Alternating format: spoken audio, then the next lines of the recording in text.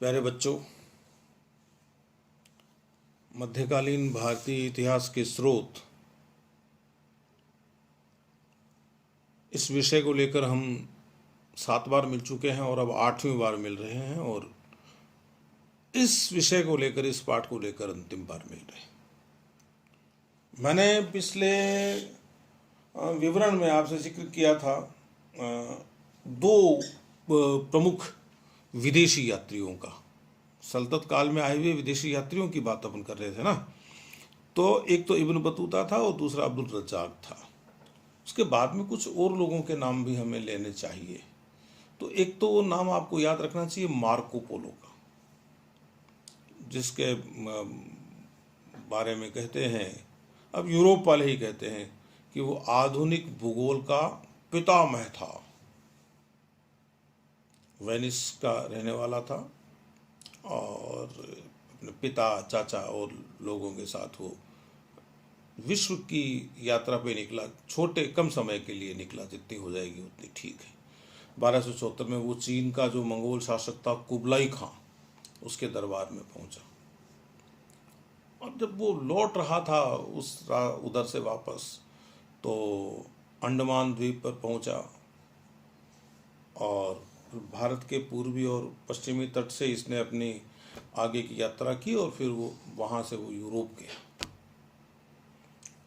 उसके विवरण में हमें ये सूचना मिलती है कि यूरोप के लोगों की रुचि भारत के साथ व्यापार करने में थी।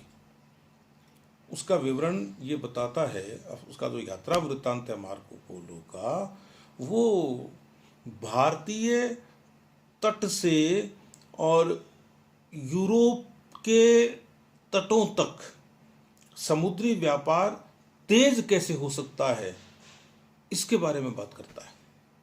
तो हमें देखना चाहिए मार्को पोलो को भी। एक निकोलो कोंटी था,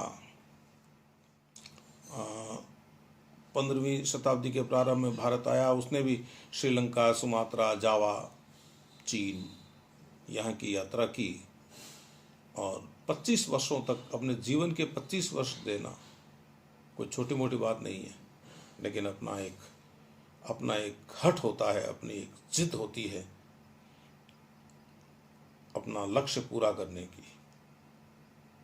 और आप भी अपने जीवन की यात्रा में ही हो, आपने भी कोई न कोई लक्ष्य तय कर ही रखा होगा।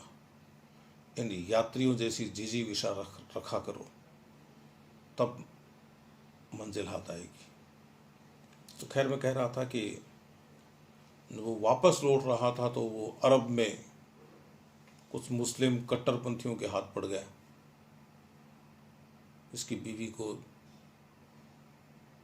भाई ये समझो कि इसे अपनी बीवी को और 2 बच्चों को खोना पड़ा और अपनी जान बचाने के लिए ईसाई धर्म छोड़कर इस्लाम अपनाना पड़ा।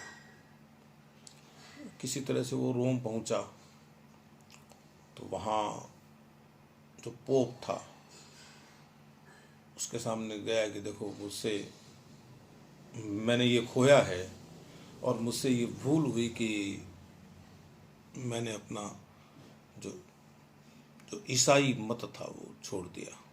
मैं वापस आना चाहता हूँ, आप यदि मुझे उस पाप से मुक्ति देंगे तो आ जाऊँगा। पोप ने कहा, बेशक हम आपको मुक्ति देते हैं, लेकिन हमारी भी एक शर्त है कि आप अपने यात्रा विवरणों को लिखेंगे।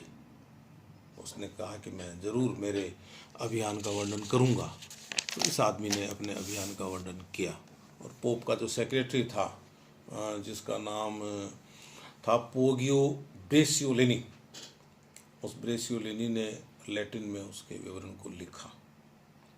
और उसका जो यात्रा विवरण है वो भारतीय संदर्भ में इसलिए महत्वपूर्ण है कि वो विजयनगर के देवराय सेकंड के समय का कुछ विवरण हमको देता है। विजयनगर साम्राज्य की सामाजिक और आर्थिक स्थिति के बारे में बताता है।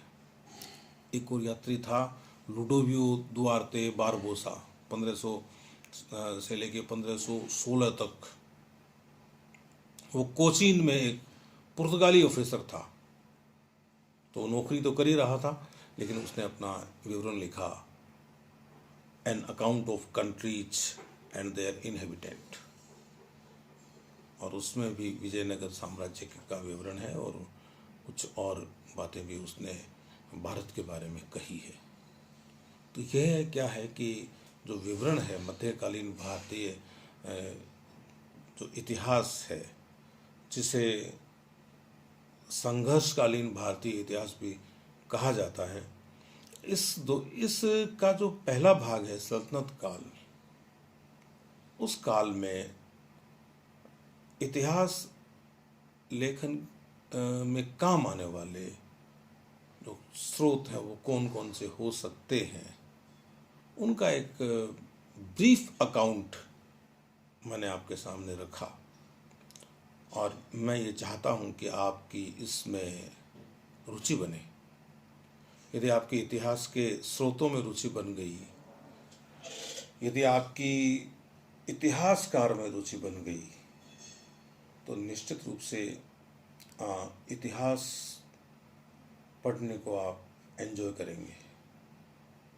आप इतिहास के भीतर तक जा सकेंगे, आप इतिहास की आत्मा को समझ सकेंगे, आप इतिहास के उद्देश्यों को समझ सकेंगे। इतिहास क्यों लिखा जाता है, क्यों लिखा जाना चाहिए, और एक इतिहास के विद्यार्थी होने के नाते आप व्यक्तिगत रूप से इसमें क्या योगदान कर सकते हैं। बहुत कुछ ऐसा है, बहुत कुछ जो अभी लिखने से छूटा हुआ है। वो छूटा हुआ लिखने का काम आप लोगों का है। इतिहास को आप मनोयोग से पढ़िए। जहां आपको ये लगे कि हमें इस बारे में बड़ों से बात करनी चाहिए, ऐसे लोगों से बात करनी चाहिए जिनका इतिहास के बीच रहने का अनुभव हमसे कुछ ज़्यादा है, ऐसे लोगों से बात कीजिए। आप लोग उनसे सीखिए, उनसे समझने की कोशिश कीजिए कि इतिहास की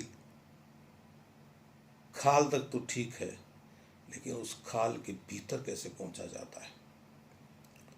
तभी आपको ये समझ में आएगा कि इतिहास किसी राजा के महल का या उसके युद्धों का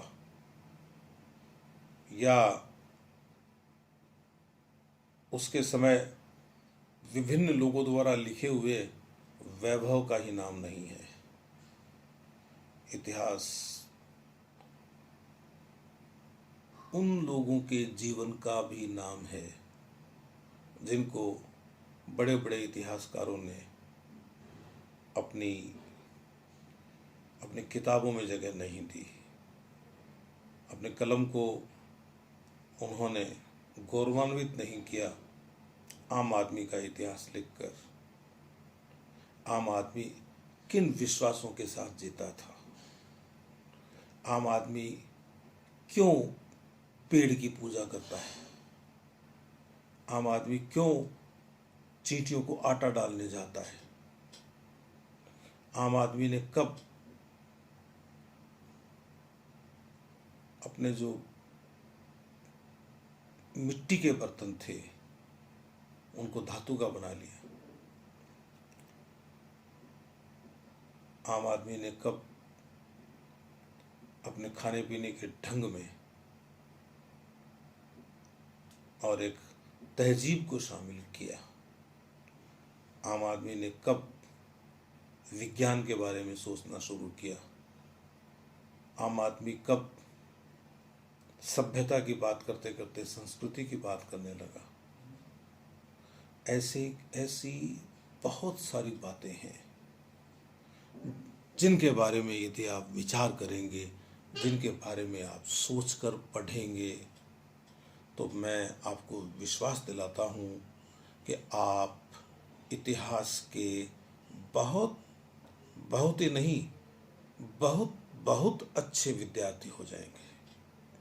और निश्चित रूप से आपको कहीं न कहीं कोई ऐसा स्थान मिलेगा जीवन में जहाँ से दूसरे लोग भी आपसे लाभान्वित होंगे और आपके निजी जीवन में भी इतिहास पढ़ने का अनुभव बहुत अच्छे अच्छे निर्णय करवाएगा।